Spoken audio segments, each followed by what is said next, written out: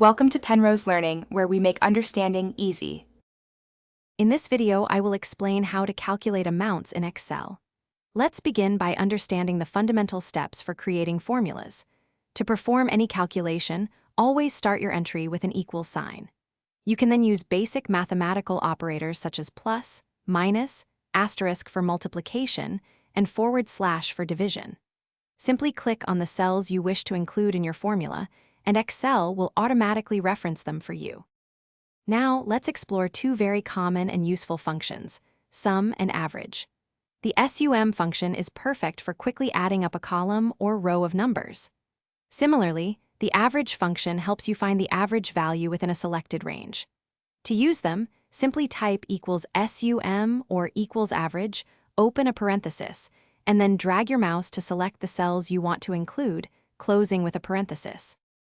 Understanding cell references is crucial for efficient Excel use.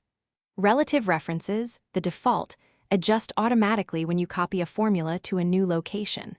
However, if you need a cell reference to remain constant, you'll use an absolute reference by adding dollar signs before the column letter and row number, like $1. This ensures your formula always points to that specific cell, even when copied elsewhere.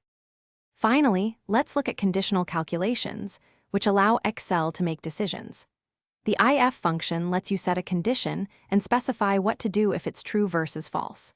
For example, you could use it to check if a value is greater than 100. Countif counts cells that meet a single criterion, while sumif adds up values in a range only if they satisfy a particular condition, making your spreadsheets much more dynamic. Thanks for watching. If this was helpful, leave a like and consider subscribing. See you next time.